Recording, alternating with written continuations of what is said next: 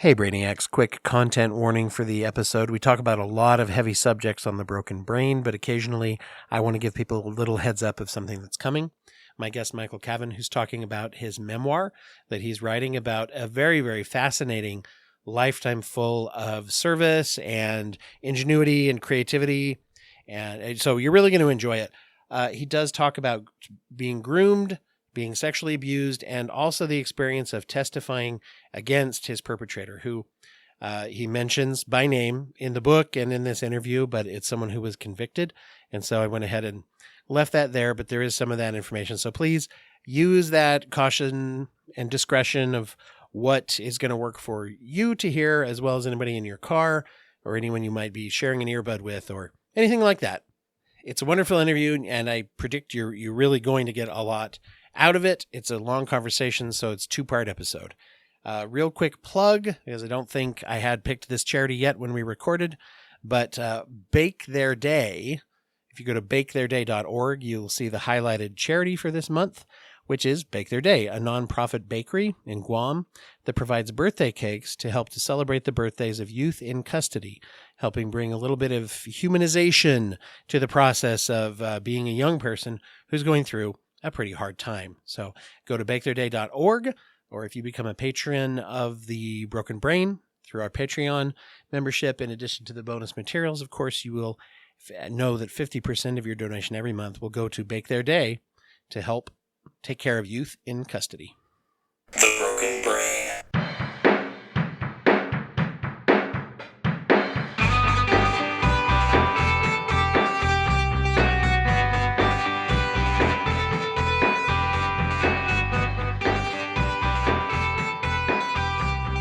Recording in progress. Well, welcome back, everybody out there. It's good to have you here on The Broken Brain listening to us. You're not actually on, but you are hearing. So you're on as far as you're on and in my heart, all you listeners out there. Always, always, even when I'm not recording. I walk around thinking about you. And today we're going to be thinking about some pretty cool things. It's me, Dwight, your host, of course. We're going to be talking about the intersection of culture and psychology, as always. And I am very privileged to be joined by Michael Caven today, who is a writer, a budding memoirist. We're going to get into that. Also a psychotherapist and a specialist in business communications. And Michael, I'm so grateful to have you on the show today. And you're hailing us from beautiful downtown Vietnam, but I'm sure you live in a city within Vietnam, not just the country. That's right. That's right. Hi, Dwight, and hello, everybody. And yes, the name of the city is Da Nang, and it is in central Vietnam. And Vietnam, given its proximity to the ocean, a lot of us are on the ocean here. And yes, I've lived here for the last 8 years, and I left the United States 9 years ago. And it's great to be seeing everybody. It is a morning here, whereas it is late afternoon where you are. Yes. Yes. And I always appreciate the time thing. Technology is great for this. I just recently got a Calendly. They're not a sponsor or anything, but a calendaring thing. And boy, that has saved me a lot of math. And anybody who has had to navigate time differences, for meetings and stuff. It's nice to be able to just go, oh, that's right. It's not the same time, isn't it? So it's, that very, very well. I'm very grateful to be able to talk to you today. You have had quite a lot of experience in human communications, human services, therapy, mental health. And this is a great opportunity to get to talk to you from we've just corresponded a little bit before setting up the interview. Your experiences sound so, this is a therapist thing to say. You and I get this, interesting. And isn't it one of those things in therapy? It's like, how interesting? It's like, well, yeah, it wasn't always a lot of fun to go through, but just sounded fascinating. And also I think very, very important and useful to get the story out there. And I'm excited for you to be able to share that with everybody today. Well, thank you, Dwight. And it's interesting about in 2023, A year and a half ago, I was on the beach here in Da Nang, and I was just writing. I just was remembering some of my years in Dallas and that version of myself that I prefer not to think about. And I just began writing about an old nemesis of mine and how we used to, beat on each other emotionally and try to tear each other down. So, those few paragraphs led to a few chapters, which led to 1,000 words, 5,000 words, and it kept, growing as I, began to explore other parts of my story. And, you mentioned in your tagline about culture and bringing culture, psychology, and everything together. Maybe it'd be good to start with the culture part of my story.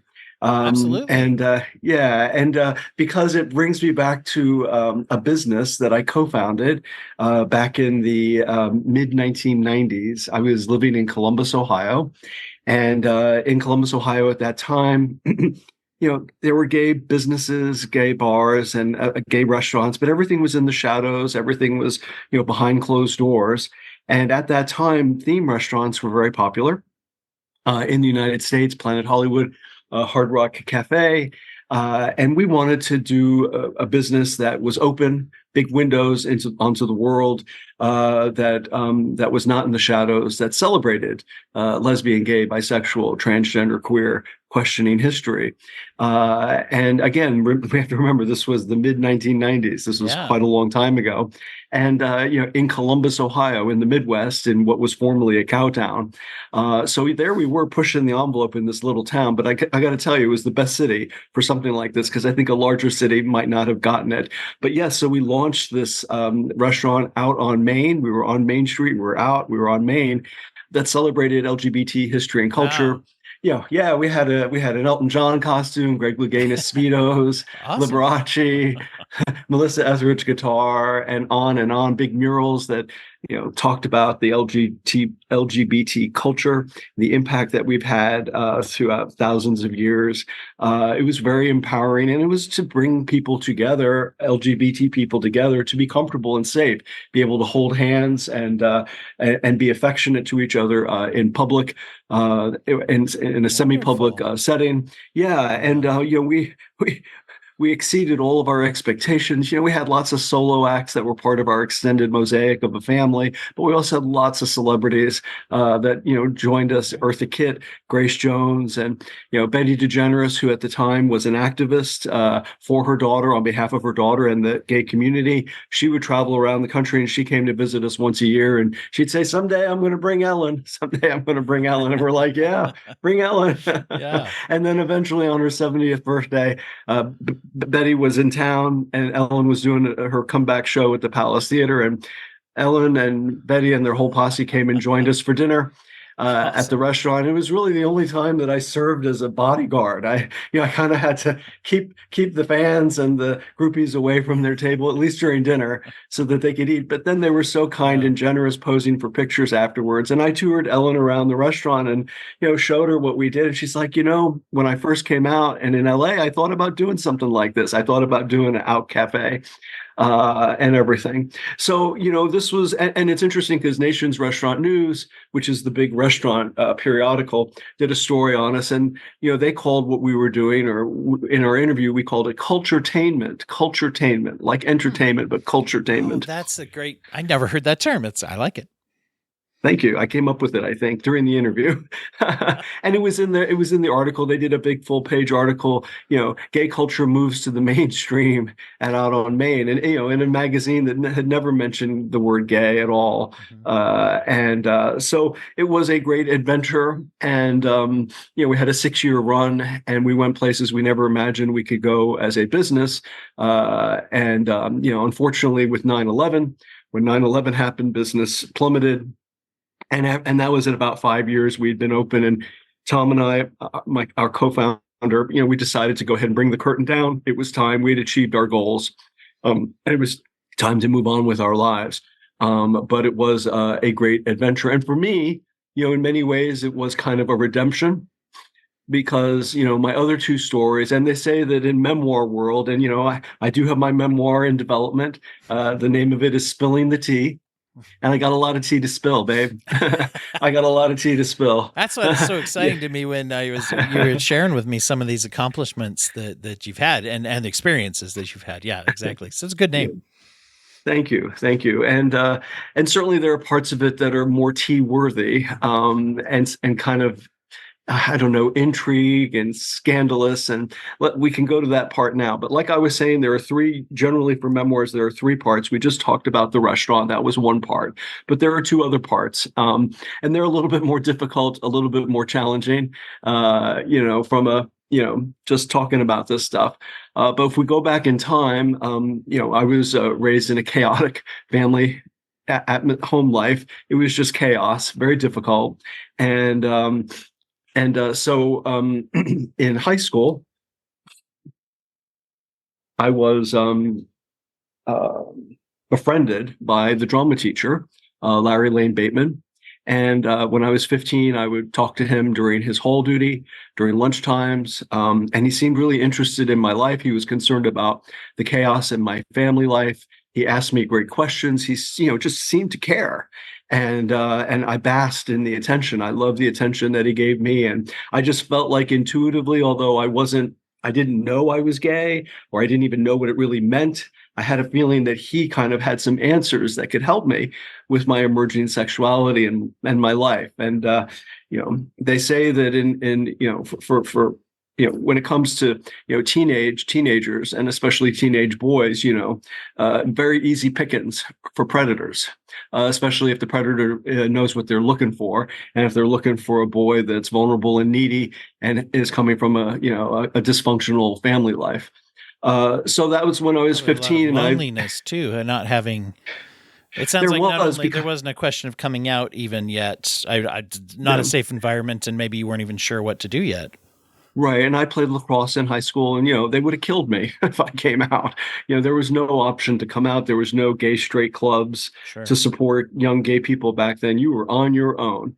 And predators knew that. And this teacher knew that I was on my own. I had no one to talk to. There was no support groups, no one that I could possibly reach out to. And so, he did his grooming thing when I was 15. I did, I was in some of his plays on the stage there at the high school, North Shore High School on Long Island. And then the following year, he suggested an away from school video project at his house. But don't tell anyone, don't want anyone to think I'm playing faves, is what he said. And I was highly complimented and eager to do this. I was like, oh my gosh, the teacher that I idolize, wants to do a project with me, a video project, and but it had to be between us, and it was at his house. This guy, he knew what he was doing. He was, this was not his first trip to the rodeo. And, around his house, he had pockets of, pornography, pictures in different places that I would see. He used alcohol, as well as marijuana to lower my defenses. We did this video project. If you can imagine, the scenario of the video project was that the character that I'm playing, a 15, 16-year-old boy, returns home in shame because someone at school has discovered that he is gay. So he returns home in shame, and in the bathroom, he gets naked, gets in the bathtub, and tries to slit his wrists. And this is what an adult, this is what a teacher had a student do at his private home. And the message that this, person, and I'm going to try not to use any expletives here, that the message, the overall message that to be gay means you kill yourself, because that's the world that he came from, and that's how he operated. This deep shame. So we did this video in the bathroom. I got naked like he asked. And look, I don't want to traumatize your listeners, and we don't need to go through the next steps, but we know what happened next. Yeah. We know what happened next. And, and again, with the alcohol and the pornography, he was showing me pornography of, boys my own age. Yes. And it was all very stimulating, overwhelming. Sure. Yes. Well, and amyl nitrate, which was... Those who don't, I apologize, I didn't mean to cut you off. I just, remember growing up in the 80s, in the early 90s in my teenage years myself, where it's like there just wasn't the availability of those things for any kind of experimenting or if curiosity. It was like pretty rare that those things would be around. You couldn't just search it in a private way in your room or something. It was something, Right. yeah. So there's a high value, and it sounds like a lot of shame and getting you to also do things that you'd be in trouble for if anyone knew, as very, very insidious predatory behavior. Anyway, that's right. That's right. And and he made it clear to me in his manipulation that that if anyone knew what we were doing, we would get in trouble. Yeah. And of course, the we is important for a predator to try to get you to believe, right? That's right. And then basically he was like, if we don't proceed into a sexual situation, I can't be your friend. So he held that over me as well, that if we did not go to the next step, that we would not be able to continue in this special friendship that he was designing for us. So he did what he did, and in the process, he wound up, manipulating me into sexually explicit Polaroids that he made of me when I was 16 in that situation. From there, I was off and running. Now, years later, a prosecutor would say in a courtroom that he was in as a defendant, we don't know what the future of Michael's life would have been, but we do know that this man, Lane Bateman, yes, helped him along in his path of self-destruction. When we look back and I'm 61 years old now, so it's easy to look back. And, for anybody who is in Lane Bateman's orbit, who might be watching this, who may still hate me for having exposed him, and he did have a lot of defenders. So yes, so basically the prosecutor said, Lane Bateman just helped him along on his way. And I was out the gate. I mean, unfortunately, sadly, I had been, taken advantage of by some caregivers when I was a kid and younger teenager. And then with Bateman's impact on me, I had a sense that my worth is as a sexual object. That is my worth. That's where I get filled up, being adored by people, being worshiped by people, especially men, and in my case, older men. Bateman would wind up leaving my high school to go teach at an exclusive prep school called Phillips Exeter Academy. So he would go off to do that the next year. And I thought he was my friend. I thought that he had helped me. I thought he was on my side. I had no idea that what he had done was so egregious, had been such a violation, had been such a manipulation, such an abuse. I just didn't know. But I was off and running, and I discovered Manhattan. I discovered the East Side, 60th Street, 60th and 2nd and 3rd, that whole area, notorious hustler. And, in hustler areas. And in those areas, I got attention. I was adored in these bars. I'd sashay around, young and gorgeous and hot. And I loved the attention. I loved the meals that I would get bought. I was all about the drugs. If you had the drugs, I was your friend. I was on a path there of not knowing really who I was other than what I thought I should be, yes, and where I thought my worth was, which was as a sexual object. So I carried on and eventually left New York and wound up heading down to Florida. And I was, on my way, I was destitute, couch surfing and everything. And it was July 3rd, 1983. And I had $20 to my name and some change in my pocket. And I went to a gay club on Kennedy Boulevard in Tampa called the Old Plantation, and sat at the bar with my $20, and that was it. And I looked over, and there was a much older man sitting at the end of the bar, very portly, cigar, whiskey, seemed real happy, kind of reminded me of my grandfather. I don't know if that's good or bad, but that was kind of what I got. Buddy Holly glasses. And so, he smiled at me and I smiled at him, and, we know where this goes. But really, fate had dealt its hand on that day because my life changed dramatically. And this man that I was talking to, his name is Frank Caven. Frank Caven, yes. And I didn't know at the time, but Frank was a prodigious gay bar owner throughout Texas and Florida and in the Northeast. In the late 60s, 70s, and mid 80s. In his career, he would have over 60 brands, 60 bars, which is pretty prolific. And I didn't know this, but I learned it pretty quickly.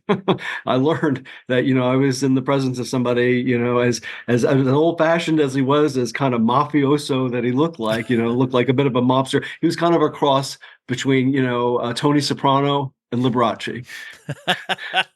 Well, that right there's a tagline, right? Yeah, it's true. And, and he was something else. And let me tell you something, do I see there's an actor who would be perfect for Frank, and that would be Kevin Spacey. Oh my God. It would be a great, great comeback role for Kevin Spacey, because really it would just be the best for him. So anyway, but Frank and I, we got to business, big Chinese dinner, went back to his, luxury condo on Bayshore Boulevard. His nickname for the bed was the workbench. And as RuPaul says, you better work. And I got to work, and because that's where I was in my life at that time. And those are the options that I saw. Sort of and, a really very, very well established and out of balance power dynamic, just like right from the moment. It sounds like, right. But let's be clear. We're both adults. Frank and I were adults. There's no victims here. Yeah, none. None. I mean, we were adults. And that does make it to an extent a level playing field. But of course it is not level because of the financial difference. And, Frank, of course he knew I was hungry. Mm-hmm. He knew I was struggling. And he said he's always looking for young talent in his organization in Texas. Again, we were in Florida, but he had his big organization in Texas, which, got me very curious. What kind of organization is this? Sure. What are we moving here?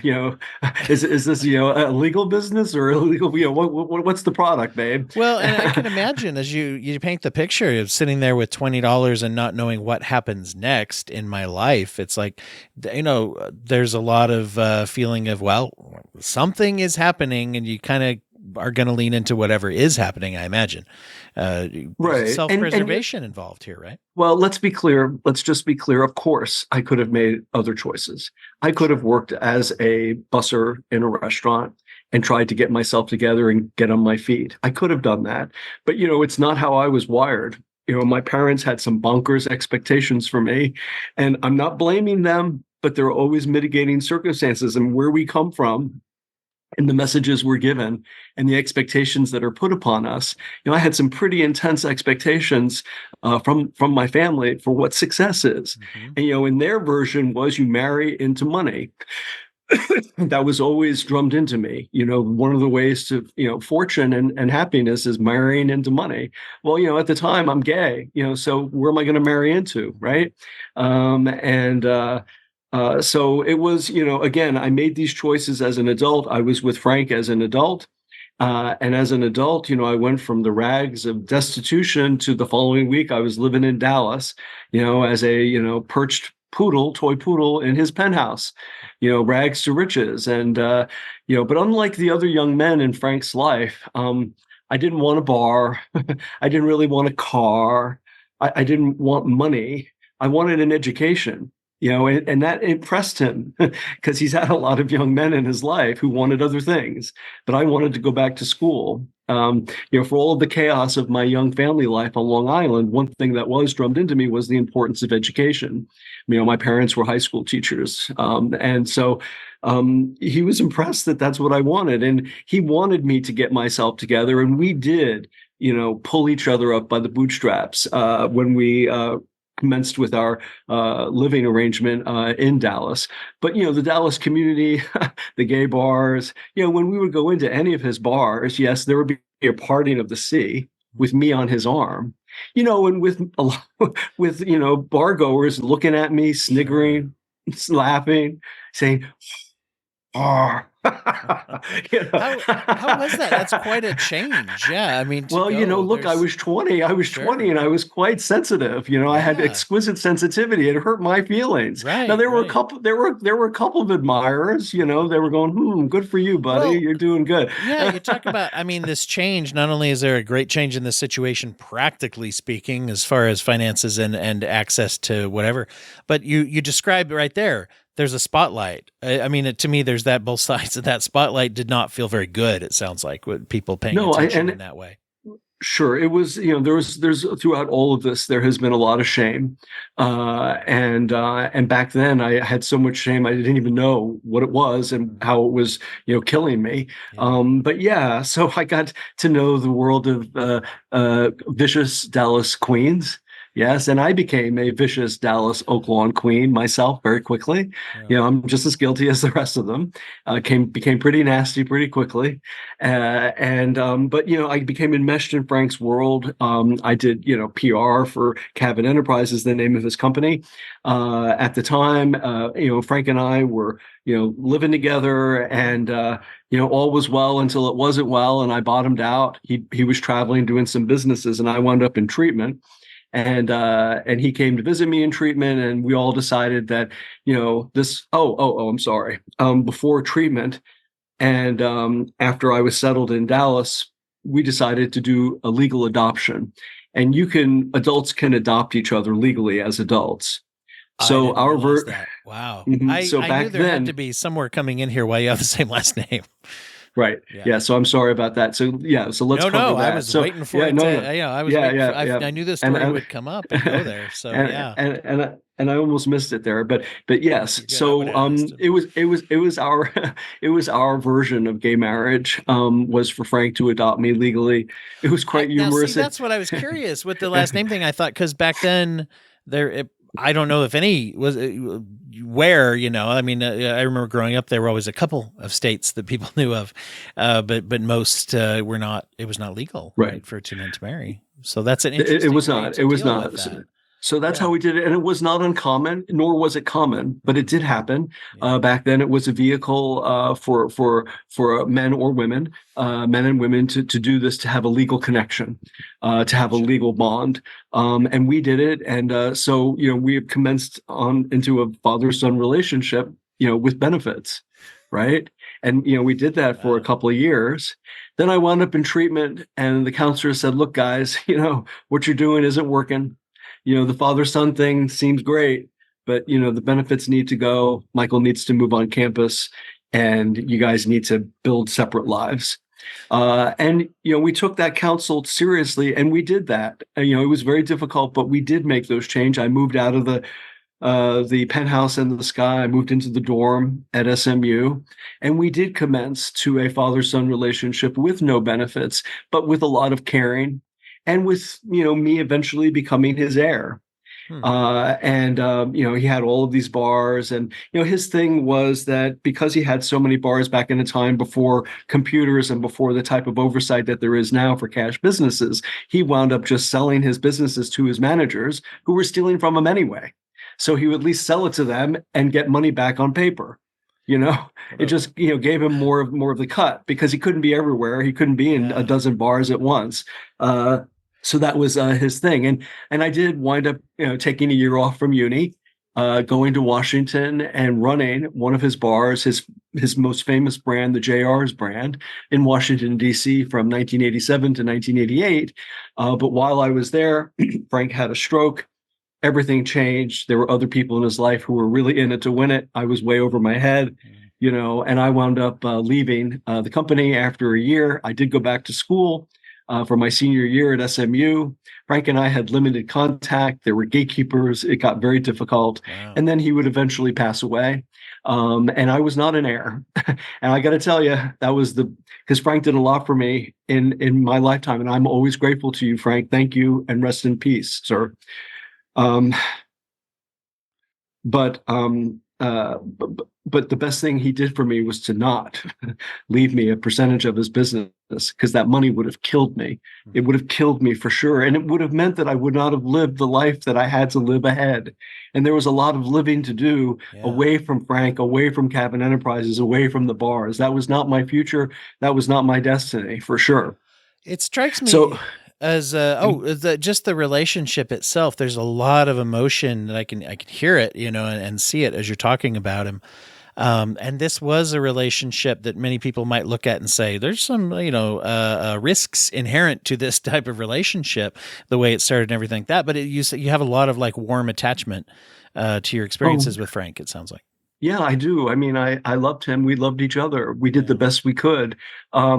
And in a difficult situation with me, who was very, very unstable, very unstable. I mean, who you see here was not who was back there. Yeah. Back there was just a kid who was just fucking lost, and I was just so over my head, and and because of that, I was, a lot of the time an obnoxious brat, and I pushed people away, and I had nemesis and enemies, and just, it was rough, and it was not fair to Frank, because in the end I did not fulfill my part of the bargain, and I realized that, and we were adults, we did enter into an arrangement, and in the end, I didn't fulfill my part. But in the end, he did me the greatest gift by not leaving me any part of it. He did leave me some money, but not a part of the business. And thank God, Frank, you didn't, because it would have killed me for sure. And I would not have made it. And I would not have lived this life. And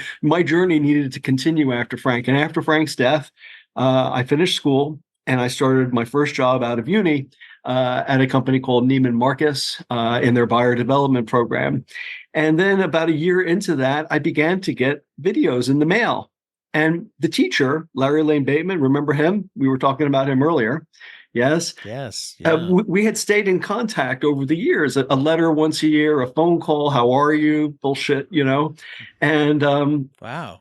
And I didn't have any idea. I thought it was my friend. Yeah. Now this is kind previous. of There was you hadn't reported or had any kind of nothing. Nothing Was yeah, I got you. Yeah. Well, what happened was, out of the blue, he sent me a video cassette, and those Polaroids that he took of me 10 years earlier. He sent those to me. That's how immune he thought from me realizing what he did.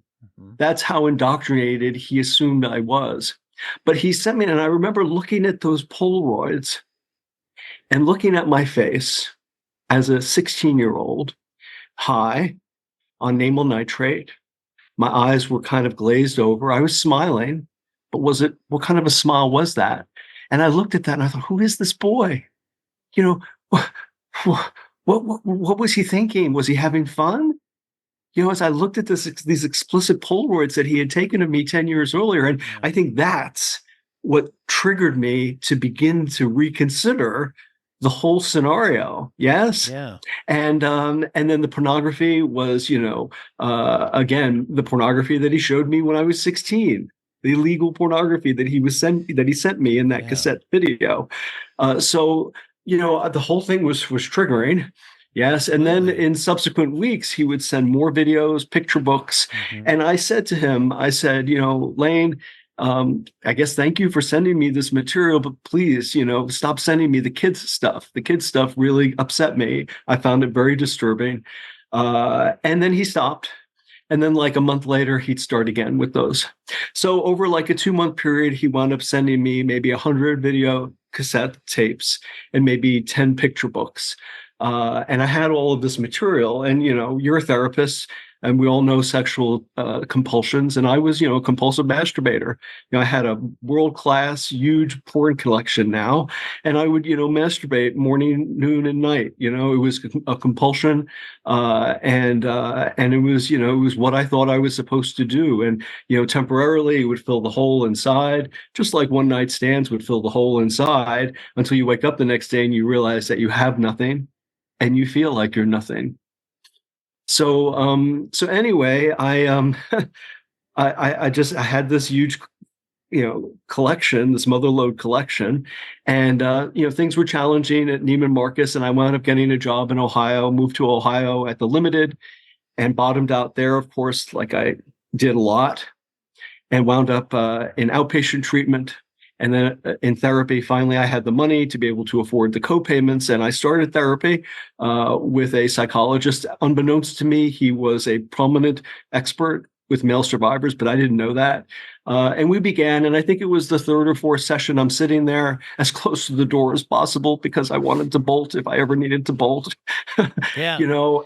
And I had this realization, and I looked at Howard, my therapist, and I said, wow, oh my God, he wasn't my friend. What he did was wrong. He manipulated me. And it was though the ceiling blew off the top and light just came shooting down on me. And there I am in the white light with this realization. And the tears are streaming and I'm, almost convulsing. It's just so powerful, the realization. And it was from that point on that my new life began. Yes, it was from that point on that all of the anger and the rage that I'd been pushing down now could come out in a healthy and safe way with Howard and therapy. And I could begin to see what real empowerment is. Real empowerment is not getting laid. Real empowerment is not getting the older gentleman to buy you fucking dinner, or clothes. Real empowerment isn't, excessive drug use. And so on. Real empowerment is being true to myself and understanding that underneath all of this stuff is a good person trying to come out, I'm trying to live my life and to be real and to be the authentic me, not what I thought you or anybody or what I was supposed to be, but the real me. Yeah. And so my life began that day anew. Yes. And, over the months, did a lot of work, a lot of male survivor work, read the seminal book by Mike Lew, Victims No Longer, which really impacted me. Howard would go on to write a book as well, which I highly recommend. Thriving, Male Survivors Thriving, I think is the name of it. And, but, I became empowered and life changed. I was in a serious relationship that was a level playing field, same age at the time, who would be my co-founder for the restaurant, Tom, the love of my life at the time. And, but then I'm confronted with the situation where I have this motherlode of pornography and the question, and I guess the point of what do I do? Where do I go? Yeah. And of course, Howard and Tom, my partner at the time, they didn't tell me what to do. They said, whatever you do, we support you. And my choices were I could go to the dumpster and be done with it, throw it all out, cut off communication with the teacher and be fucking done with it, right? Mm-hmm. Yeah. Or I could go ahead and get legal counsel and see what my options are and see what I could do to perhaps keep this man from doing to others what he did to me and what he probably was continuing to do on the Phillips Exeter Academy campus. So I thought about it for months. I did not, this was not an overnight decision because I knew that so many people would be affected by this decision. It's very great to have people in your life who are, well, I'm going to say acknowledging. They don't give us freedom, but to have people who admit that it is, because I think in these cases, a lot of times people get pulled one way or the other. They got people in their lives who say, well, don't stir the pot. Why bring it up now? Or on the other hand, you get other people that tell you kind of what you just said, but instead of it coming from inside, someone else saying, well, you better, because think of this and you're going to protect other. And the acknowledgement that somebody has the right to make their own decision with what to do with their own trauma, even when it comes to practical things like, do I contact the authorities and stuff like that? That kind of freedom, I think, is the only way to be empowered, but people aren't always eager to get to acknowledge that freedom, I should say. Right. Absolutely. So you did have some people who were. That's good for them. Yes. And I was so lucky that I had Howard as my therapist and had Tom as my partner, because you're right. They basically said, Michael, there is no right or wrong. Do what you feel is best. But at the end of the day, I had to ask myself, Dwight and viewers, listeners, how can I live with this?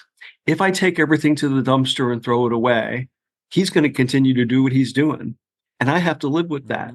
Yes, I'm safe and I will not be exposed. Yes. But what about the others? What about other boys that he's going to victimize? So I asked myself those questions. Can you live with that, Michael?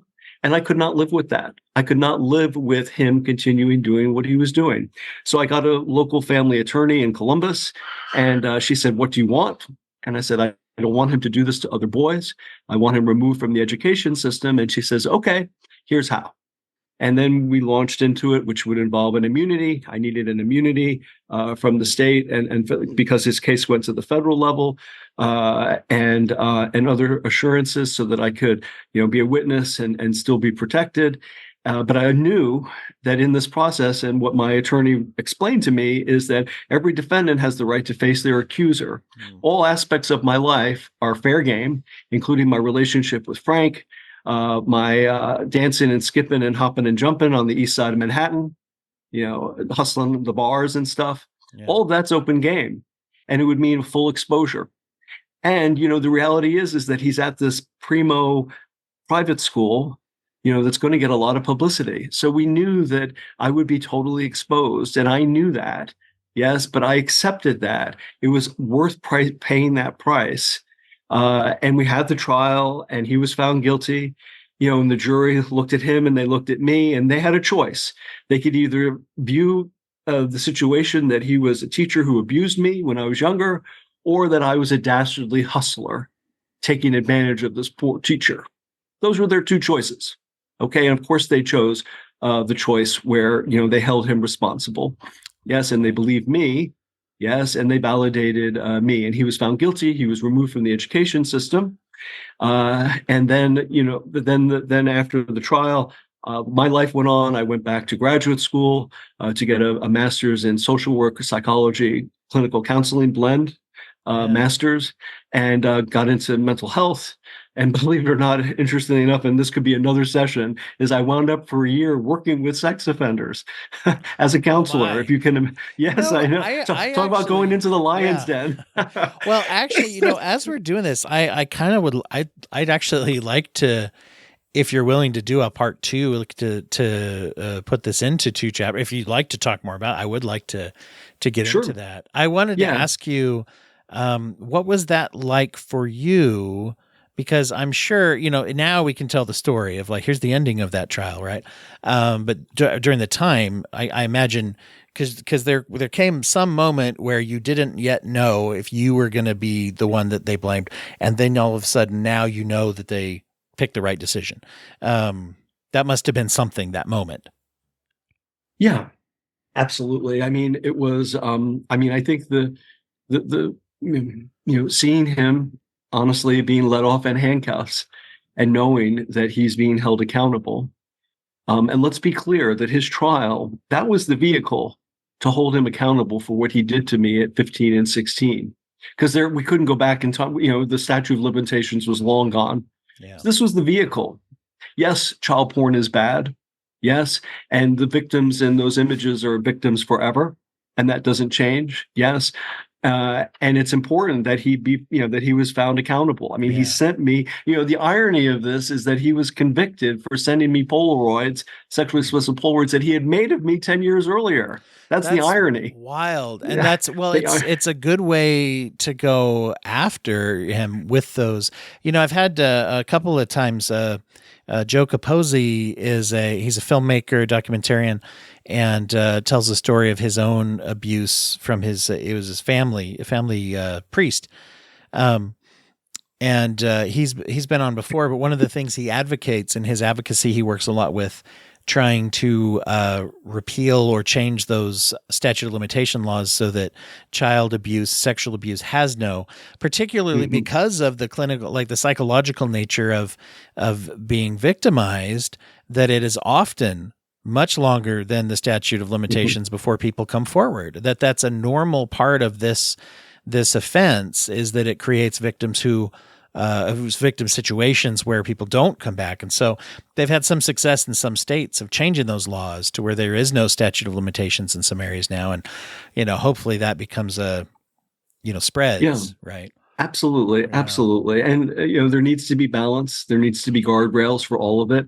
But yes, Absolutely. So I know that we're kind of coming up on the hour, and I think Sure. that you have some some commitments coming up. But I would love to come back for a second time, because we could spend the next time talking about life as fellow mental health practitioners. This is the thing, yes, and I would like to. And so, just for the listener's perspective, we're gonna cut into that. Well, from anyone listening, it'll take you much less time. So we're gonna, I think, cut the recording part now, and then we'll bring in part 2, because I want to hear where you went from this. This is both, as is often the case, and we see this in our work, and I'm always so blown away by people. You take something that is just, you're in the shit, and you go through all this, and then there's a switch at some point where now you're building off of it. And it should never have happened, but because it did happen, you've done something with it. And that's where we're going to go, obviously, is what you've done with it since that time. So, well, yeah. I definitely look forward to that, and I look forward to part 2. And so I guess then in part 2, we can talk about michaelcaven.com and Michael Caven why don't you say on that Facebook. Now, in case this gets split into 2 episodes, we're going to tell people where they follow your work. And then we'll mention it again next time too. Well, sure. Well, I do have a website. Yes, everybody. So it's www.michaelcaven.com. I think my name is probably in the description, but it's MichaelCaven.com. And I also have a public Facebook page, Michael Caven Writer, where you can find me. And on my public Facebook page, I'm doing excerpts from my memoir that's in development. Yes. And just FYI, my memoir should be published next year. And what I'm doing now is just getting my story out there, which is what we budding memoirists are supposed to do.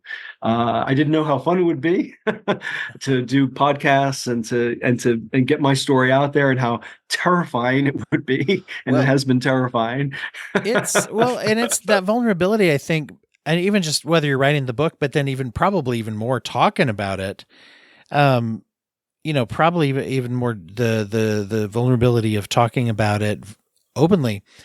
That's got to be very challenging, but also it's very, very useful and helpful, I think, to people who are out there, because these experiences are not unusual. Unfortunately, these experiences are not isolated, right?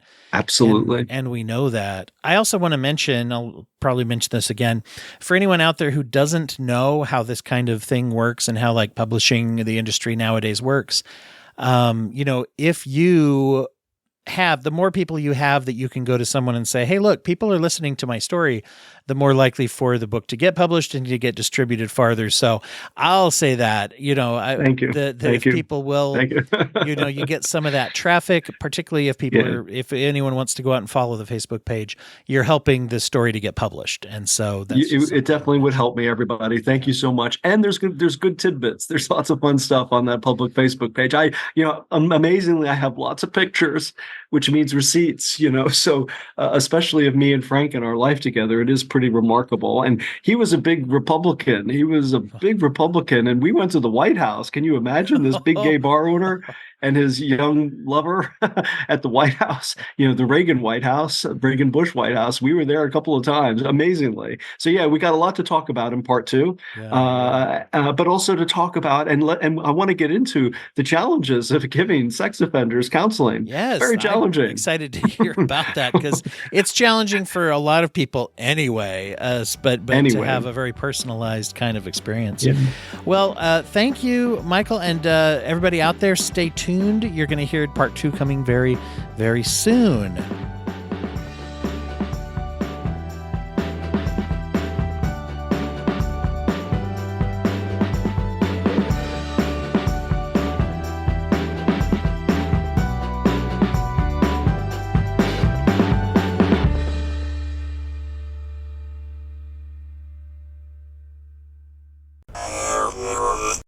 Thank you for listening to the Court Arts Podcast Network. To listen to more Court Arts shows, visit courtemparts.com.